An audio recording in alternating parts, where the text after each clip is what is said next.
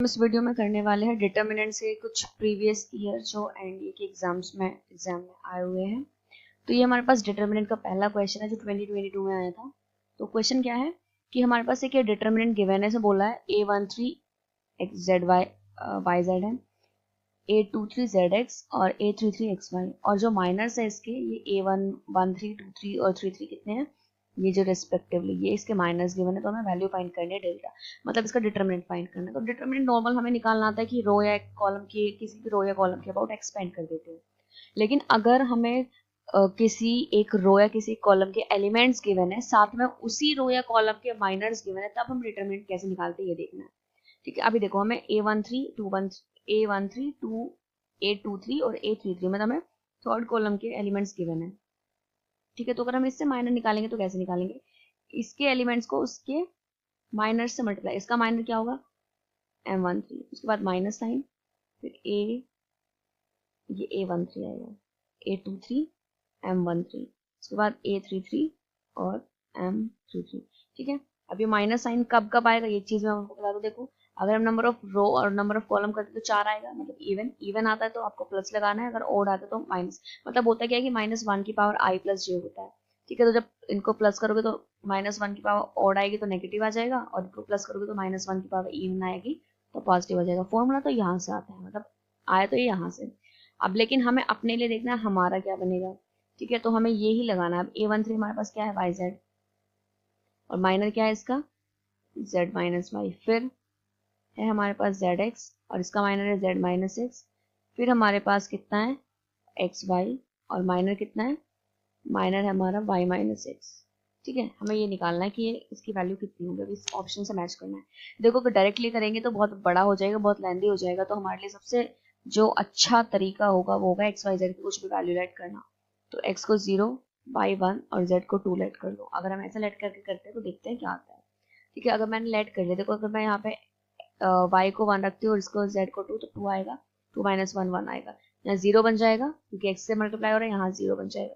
तो कुल मिला के कितना है 2। अब इसमें से देखो किसके साथ 2 आ रहा है। अब यहाँ पे अगर हम रखते हैं मतलब 2 माइनस 1 1 आएगा, 2 माइनस 0 और फिर 1 माइनस 0, तो कुल मिला के कितना हो जाएगा, ये 2 आ जाएगा। तो ये हमारा मतलब वैसे तो मैच हो रहा है, तो हमारे अकॉर्डिंग आंसर ये होना चाहिए, बट एक बार फिर भी श्योरिटी के लिए हम बाकी ऑप्शन भी चेक कर लेते हैं। देखो 0 माइनस 1 माइनस 1, फिर -1 माइनस 2 माइनस 1 आएगा, फिर 0 माइनस 2, ये कितना चाहिए -2 आ रहा है, तो ये तो मैच नहीं कर रहा है, गलत हो रहा है, -2 आ रहा है। अगर हम यहाँ पे लगाते हैं तो ये कितना आएगा, ये यहाँ से आ जाएगा हमारे पास -1, ये आ जाएगा 2, और यहाँ से आ जाएगा कितना -1, और यहाँ पे फिर इसकी वैल्यू 0 है, ये 1 है, ये 2 है, तो 3 आ जाएगा, तो कुल मिला के 6 बन जाएगा, जो मैच नहीं होगा। नेक्स्ट हम देख सकते हैं ये x है तो 0 आएगा, ये 2 आएगा, ये 0 आएगा, वैल्यू जब रखोगे ये आ जाएगा 3, तो कितना आ रहा है 6 आ रहा है, तो ये भी मैच नहीं कर रहा, तो कुल। नाउ नेक्स्ट क्वेश्चन नंबर 2, ये एक डिटरमिनेंट है और इसमें इसके जो कोफैक्टर्स है वो गिवन है, साथ में उसके एलिमेंट्स गिवन है। तो देखो ये दोनों ही प्रॉपर्टी बहुत इंपॉर्टेंट है याद रखने के लिए, कि अगर हम किसी भी डिटरमिनेंट के कोई भी एक रो या किसी भी एक कॉलम की उसी के कोफैक्टर से मल्टीप्लाई कराते, देखो जो कि यहाँ पे हो रही है, A11 एलिमेंट था, C11 उसका कोफैक्टर हुआ, A12 एलिमेंट था उसका कोफैक्टर हुआ C12, A13 एलिमेंट था कोफैक्टर हुआ C13। ठीक है, और इनका जो एडिशन होता है वो किसके कुल होता है, वो डिटरमिनेंट के कुल होता है। इस तरह से हम डिटरमिनेंट फाइंड कर लेते हैं। मैं आपको पूरा ही बता देती हूँ ये आता कैसे, मतलब है क्या, ये है होता क्या है कि अगर हमारे पास ये एक डिटरमिनेंट है और देखो इसके एलिमेंट्स की बात हो रही है, A11 1 2 1 3, मतलब फर्स्ट रो वाले एलिमेंट की बात हो रही है, तो फर्स्ट रो वाले एलिमेंट को इसके कोफैक्टर्स मतलब C11 C12 C13 से हम करते हैं मल्टीप्लाई, साथ में उनको कर देते हैं ऐड, तो उससे हम क्या निकाल सकते हैं, डिटरमिनेंट निकाल सकते हैं। लेकिन यहाँ की अगर बात की जाए, यहाँ पे भी सेम होता है कि आप किसी भी रो या किसी भी कॉलम के एलिमेंट को उसके माइनर्स के साथ मल्टीप्लाई कर सकते हैं, लेकिन जब कोफैक्टर से मल्टीप्लाई करते हैं तो हम सम करते हैं, बट जब माइनस से मल्टीप्लाई करते हैं तो हमें देखना होता है -1 की power I plus j। I मतलब नंबर ऑफ रो, j मतलब नंबर ऑफ कॉलम। तो यहाँ पे 1 + 3 4 हो गया, तो अगर -1 की पावर 4 है तो पॉजिटिव आएगा। यहाँ पे 5 हो गया, 2 + 3 5 होता है, तो -1 की पावर 5 होता है तो नेगेटिव, इसलिए नेगेटिव लगा है। फिर 3 3 6 हो गया, तो अब इस बार भी क्या हो जाएगा, पॉजिटिव आ जाएगा, इसलिए यहाँ पे पॉजिटिव साइन लगा। तो यहाँ पे देखना होता है, इसमें हमें कुछ नहीं देखना है, इसमें तो सीधा सीधा लगाते जाओ प्लस। नंबर 3, यहाँ पे क्या बोला है, देखो वो ये सेम क्वेश्चन है, बट यहाँ पे पूछा कुछ और है, ये पूछा है कि ये क्या होगा।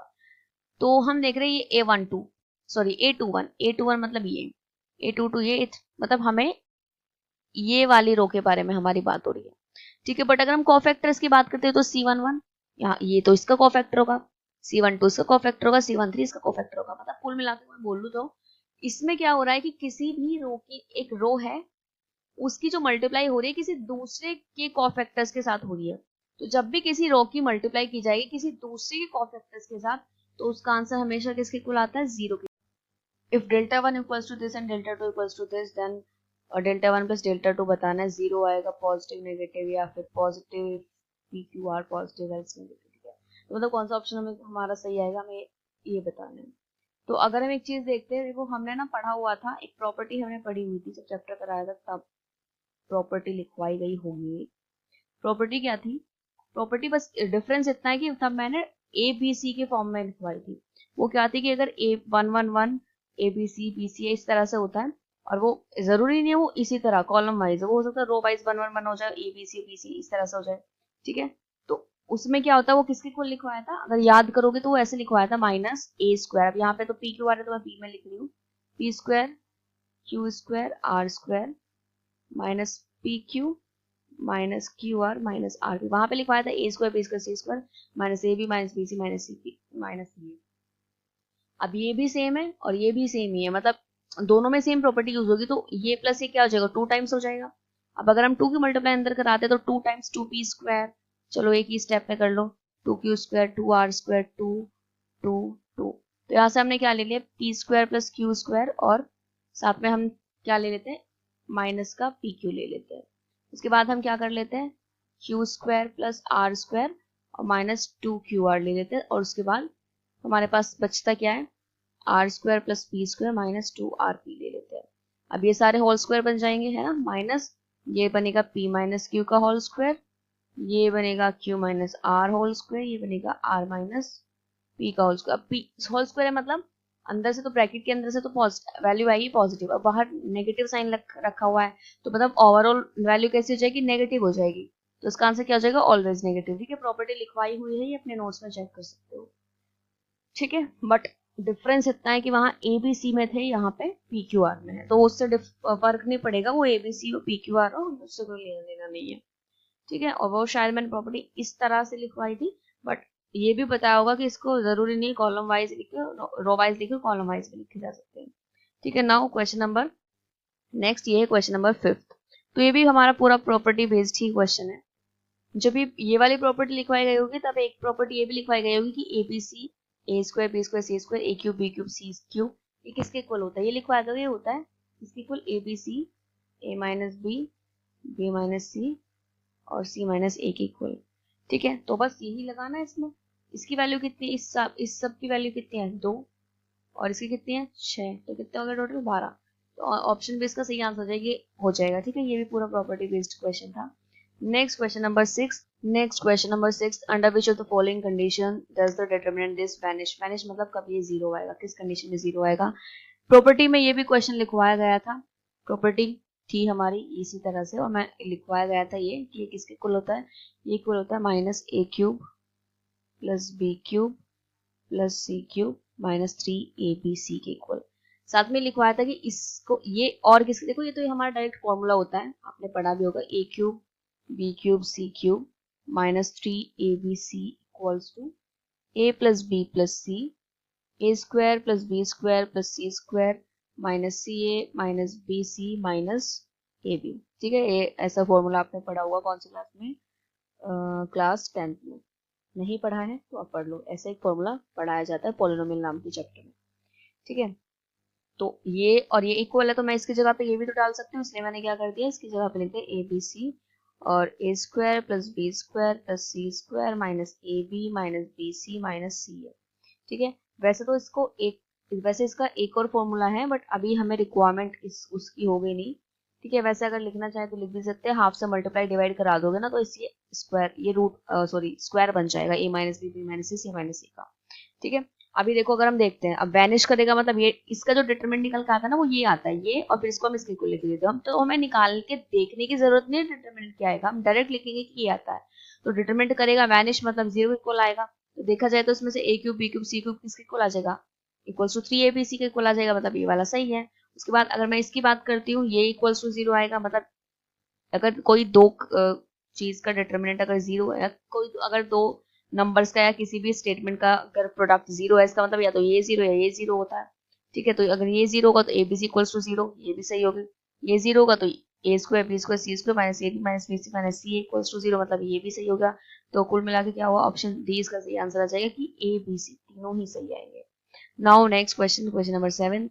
अब इसमें क्या करना है, देखो हमारे पास ये फर्स्ट जो कॉलम है इसमें दो दो टर्म्स लिखी हुई है, सेपरेट कर लेते हैं। सेपरेट कैसे करोगे, और सिंगल स्टेप में मैं इसमें से सेपरेट करके साथ में 3 बाहर निकाल रही हूँ।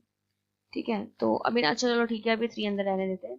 3e f और 4a 7g 4a plus 7h 4, और ये शायद कुछ और होगा, एक सेकेंड में इसको चेक करते हैं। ये यहाँ पे भी आएगा। ठीक है, तो क्या हुआ 4b 4c प्लस 7i, और नेक्स्ट में आता है 6g 6h 6i प्लस अभी हम सेकेंड वाला लिख लेते हैं 5g 5h 5i। अच्छा, और फिर यहाँ से लिखेंगे 4a 7g 4b 7h 4c 7i, और थर्ड कॉलम हो जाएगा 6g 6h 6i। देखो अगर मैं इसमें से, जब मैं इसमें से 5 निकालूंगी, इसमें से 6 निकालूंगी, तो GHI बचेगा, मतलब हमारे पास दो कॉलम कैसे आ गए, दो कॉलम आ गए हैं सेम। और जब भी किसी मैट्रिक्स के या डिटरमिनेंट के, सॉरी ऑब्वियसली डिटरमिनेंट के ही, जब किसी डिटरमिनेंट के दो रो या दो कॉलम हो जाते हैं सेम, तो उसका डिटरमिनेंट आ जाता है 0। तो कुल मिला के कितना आ जाएगा 0। तो इसको अब हमें आगे लिखने की जरूरत नहीं है, अब आगे हमें ये वाला सोल्व करना है। इसको और करो, इसमें और क्या करना है, अभी इनको फिर से इसी तरह ओपन करना है। तो क्या आएगा 3d 3f, यहाँ से आएगा 4a 4b 4c 6g 6h 6i plus 3d 3e 3f और 7g 7h 7i, राइटिंग कुछ ज्यादा गंदी आ गई, 6h 6i। अब यहाँ से 7 बाहर निकालना है, यहाँ से 6 बाहर निकालना, तो GHI फिर से 0, तो ये फिर 0 होगा। तो अब हमारे पास क्या बचा ये। अब इसमें से क्या कर रहे हो, यहाँ से 3 बाहर निकालो, यहाँ से 4 बाहर निकालो, यहाँ से 7 बाहर निकालो, तो कितना आता है 18 इंटू 4 मतलब कि 72। तो 72 वाले हमारे पास दो ऑप्शन, अभी नेगेटिव या पॉजिटिव ये हमें नहीं पता है। ठीक है, तो अभी हमारे पास इसका करने के बाद बचता है DEF ABC और GHI। अब देख लेते हैं हमें बनाना क्या है। मैं ABC DEF GHI, हमें बनाना क्या है, हमें बनाना ये ABC DEF GHI, मतलब क्योंकि ये ही तो डिटर्मिनेंट के इक्वल है, तो डिटर्मिनेंट ये डेल्टा तो तभी रखोगे ना जब ABC DEF GHI आएगा। तो ऐसा बनाने के लिए क्या करो, मैं पहले इसको इससे इंटरचेंज करो, इसको इसके साथ, जब इंटरचेंज करोगे तो बाहर क्या आ जाएगा, बाहर आएगा साइन कैसा, नेगेटिव आया। अभी नेगेटिव आया और ये इससे इंटरचेंज हो गया, इसका मतलब क्या हुआ, ये हुआ ABC DEF GHI। ठीक है, बट अभी हमें ऐसा भी नहीं चाहिए, हमें तो ABC ऐसे नहीं ऐसा चाहिए, तो ट्रांसपोज ले लो। ट्रांसपोज लोगे तो क्या बन जाएगा, जब डिटरमिनेंट का साइन साथ में लगाना है तो आएगा ABC फिर DEF फिर GHI। तो अभी ये क्या बना है, ये यही बना, मतलब ये किसके इक्वल बना, डेल्टा। अभी देखो आगे -72 रखा हुआ था, ये हुआ डेल्टा, तो ऑप्शन कौन से ऑप्शन के साथ मैच हो जाएगा, ये होगा ऑप्शन डी के साथ मैच होगा। नाउ नेक्स्ट क्वेश्चन नंबर 8 में हमें एक डिटरमिनेंट गिवन है -KABC equals to 0, then what is the value of k की वैल्यू निकालनी है। तो यहाँ से हमें निकालनी है k की वैल्यू। तो यहाँ पे हमें कुछ ऑपरेशन एक दो लगाने पड़ेंगे, वो क्या, देखो यहाँ पे a माइनस ए और माइनस ए दिखाई दे रहा है जो कि यहाँ ही भी है। तो अगर हम ऐसा कर देते हैं, अगर मैं ऐसा कर दूं कि मैं, अगर ये R3 है मेरे पास, अगर मैं R3 में से इसको कर देती हूँ माइनस, ठीक है, यहीं पे मैं साइड में लिख रही हूँ, अगर मैंने इसमें से ये माइनस कर दिया, मतलब माइनस ए आएगा, फिर माइनस माइनस प्लस का ए आएगा और माइनस माइनस प्लस का ए आएगा, तो ए हो जाएंगे कैंसिल। ठीक है, और साथ में मैं इसी में से ये भी माइनस कर दूं, इसको भी माइनस करना, तो क्या हो जाएगा, प्लस भी आएगा माइनस भी आएगा प्लस भी आएगा, तो ये भी कैंसिल, बी से बी भी कैंसिल हो जाएगा, तो बचेगा क्या minus a sorry plus a minus a minus a minus b b minus b minus c c, ठीक है। और ये के ए बी सी रखा हुआ है पहले से ही, यहाँ से ए बी सी कॉमन निकालो तो क्या बचेगा 1 minus one minus one minus one minus one minus one one. अब इसके बाद ना हमारी चॉइस है, हम चाहे तो ऑपरेशन लगा के सॉल्व कर सकते हैं वरना डायरेक्ट भी कर सकते हैं तो भी इजीली हो जाएगा, बट मैं ऑपरेशन लगा के कर देती हूँ। अभी मैं क्या कर रही हूँ, मैं R1 में R1 टेंड्स टू या C1 देखो C1 tends to C1 plus C2, मैं C1 में प्लस कर रही हूँ C2 को। तो अगर मैं ऐसा कर रही हूँ तो क्या आएगा, ये जब इसको प्लस करोगे 0, इसको प्लस करोगे 0, इसको प्लस करोगे तो -2। इसी तरह से मैंने इसी में क्या कर दिया, C2 tends to C2 plus C3, इस C2 में C3 को प्लस कर दिया। जब प्लस करोगे तो कितना आएगा -2 0 और यहाँ 0 तो -1 1 के ए बी सी। अब इससे इजी हो गया। इजी क्या हो गया कि एक्सपेंड करना इजी होगा। मैं थर्ड के अबाउट एक्सपेंड करने वाली हूँ। एक्सपेंड जब मैं करूंगी तो ये मेरे पास कौन सा एलिमेंट है, ये हमारे होते हैं थर्ड कॉलम का सॉरी थर्ड रो का फर्स्ट एलिमेंट, मतलब 1 4, मतलब नेगेटिव साइन नहीं आएगा तो -2। फिर ये नहीं लेते ये नहीं लेते, कितना आएगा 2 और 0 आ जाएगा। तो बेसिकली ये कितना आया, ये आ जाएगा -4 आया। तो -4 ए बी सी, इसको उधर भेज दो के ए बी सी, कैंसिल हो जाएगा तो के की वैल्यू आएगी -4। अब ऑप्शन देखो -4 कुछ है क्या नहीं, तो ऑप्शन ए के साथ मैच हो जाएगा ये -4। अब आता है क्वेश्चन नंबर नेक्स्ट। अच्छा ये सारे क्वेश्चन मैं प्रीवियस ईयर के ले रही हूँ, मैंने साथ में ना नंबर ईयर डाला भी हुआ है लास्ट में, मतलब कहीं रेड से, तो उसको देख लेना। नेक्स्ट क्वेश्चन है ना question number 9, what is the value of the following determinant. इस डिटरमिनेंट की हमें वैल्यू फाइंड करनी है, हमें एबीसी नहीं पता कितना है कितना नहीं है। तो ऐसे में ना सबसे बेस्ट तरीका होता है क्या कि एबीसी की वैल्यू खुद लेट कर लो। अभी हमें नहीं पता ना, देखो ऑब्वियसली कोई ट्राइंगल की बात हो रही होगी ना, बोला है कि ट्राइंगल कैसे लेना है कैसे नहीं लेना, जब बोला नहीं है तो हम इक्विलेटरल ही लेना पसंद करेंगे। तो ऐसे में क्या हो जाएगा, तीनों एंगल हमारे पास 60 आ जाएंगे, ठीक है 60 आ जाएंगे तो 60 रखो, cos 60 tan 60 60 60 और 60 और यहाँ पे भी। तो ऐसे में cos 60 की वैल्यू कितनी होती है, cos 60 होता है, मतलब cos 60 की वैल्यू कितनी होती है 1/2, तो 1/2। tan 60 होता है √3, ये 0। sin 60 होता है √3/2, ये 0, ये -√3 आएगा 0, ये √3/2 होती है और ये आ जाएगा 1/2, ठीक है। अब इसको क्या कर लो, इन्होंने डिटरमिनेंट पूछा क्या आएगा, पूछा है ना, तो निकालो डिटरमिनेंट क्या आता है, इसके अबाउट ही निकाल लो फर्स्ट रो के। तो 1/2, फिर ये नहीं लेंगे, इसको मल्टीप्लाई करोगे 0 आएगा, इसको करोगे तो 3/2 आएगा। उसके बाद हम इसको लेंगे -√3, फिर ये नहीं लेना ये नहीं लेना, इनको करोगे तो कितना आएगा √3/4 आ जाएगा, फिर 0 आ जाएगा, ठीक है। तो √3 देखो कुल मिला के 3/4 -3/4 मतलब 0 बन रहा है। अब देखना 0, तो देखो ये डायरेक्ट 0 ही आ रहा है, यहाँ पे सीधा 0 आ रहा है। वैसे तो हमारा मैच हो चुका, बट एक बार अपने मन की शांति के लिए इन दोनों को चेक कर लो। tan ये कितना आता है, मतलब tan 60 √3, ठीक है। ये साइन ये कितना आएगा √3/2 आएगा, ये आएगा 1/2, तो 2 और यहाँ पे 2 रखा है, एक 2 से 2 कैंसिल, तो कितना है 3/2 आ रहा है। तो मतलब ये तो मैच नहीं हो रहा, इस तरह ये करोगे ये भी मैच नहीं होगा, माइनस ही तो है सिर्फ एक्स्ट्रा। तो ऑप्शन बी इसका सही आंसर हो जाएगा। If x equals to a upon b minus c, y equals to b upon c minus a, and z equals to c upon a minus b, then what is the value of the following? हमें इसकी value बतानी क्या आएगी, यहाँ पे कुछ options given है। Direct करोगे, मतलब डायरेक्ट निकालना चाहोगे बहुत डिफिकल्ट हो जाएगा, तो हम x y z को कुछ लेट कर लेते हैं। तो मैंने y को लेट कर लेती हूँ, z को लेट कर लेती हूँ। यहाँ से वैल्यू निकालेंगे तो x को रखो, x कितना है सॉरी ए बी सी को लेट करेंगे ए बी सी, तो x की वैल्यू कितनी है a, मतलब 1/b minus c, b minus c -1 आ जाएगा। y कितना आएगा 2/c माइनस a, मतलब इसमें से a माइनस a 2/2 मतलब कि 1। फिर अगर हम z की बात करते तो z आएगा c, तो 3/a माइनस b मीन्स -2। इस डिटरमिनेंट पर रख देंगे तो 1 x वाली -1 है तो +1 हो जाएगा, ये हो जाएगा -1 1 y की वैल्यू माइनस ये है तो ये 1 आएगी तो -1 हो जाएगा। आगे वैसे जानने की जरूरत नहीं है, बट मैं फिर भी रख देती हूँ z की वैल्यू -2। और यहाँ पर हमें दिखाई दे रहा है कि हमारी जो स्टार्टिंग की दो रो है वो आ रही है सेम, और सबसे कभी किसी को इसका आंसर हो जाता है 0। Next question number 11। 11 क्वेश्चन है कि डिटरमिनेंट अगर 0 है तो उसमें इसकी वैल्यू फाइंड करें, नॉर्मल डिटरमिनेंट फाइंड करनी है और उसके बाद एक्सपेंड करें तो पूरा एक्स ये लेंगे नहीं 0 माइनस एक्स। जब मैं इस कॉलम के बाद एक्सपेंड करूँ कि यहाँ पे 0 आ रहा है या इससे बेटर है इसके बाद एक्सपेंड करो, यहाँ पे तो एक ही वैल्यू लेनी पड़ेगी तो 1 लोगे, ठीक है।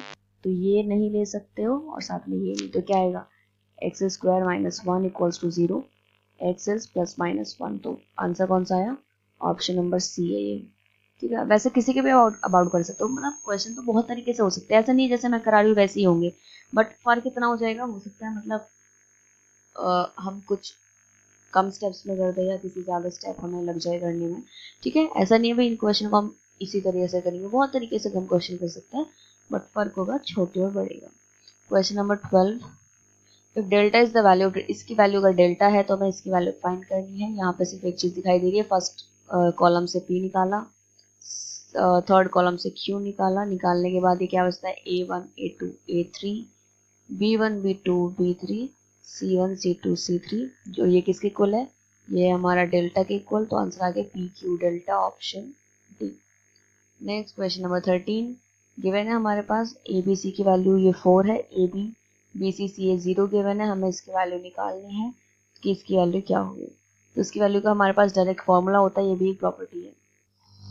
प्रॉपर्टी मैंने अभी थोड़ी देर पहले एक क्वेश्चन में लिखवाई थी, इसका क्या होता है, ये होता है minus AQ BQ plus CQ minus 3ABC, जिसको हम ऐसे भी लिख सकते हैं A plus B plus C A square plus B square plus C square plus minus AB minus BC minus C है, ठीक है। तो हमारे पास A plus B plus C है, बट ये नहीं है, AB BC CA भी है, लेकिन ये स्क्वायर वाले टर्म्स नहीं है। लेकिन हमारे पास एक फॉर्मूला ऐसा है जिससे हम ये निकाल सकते हैं।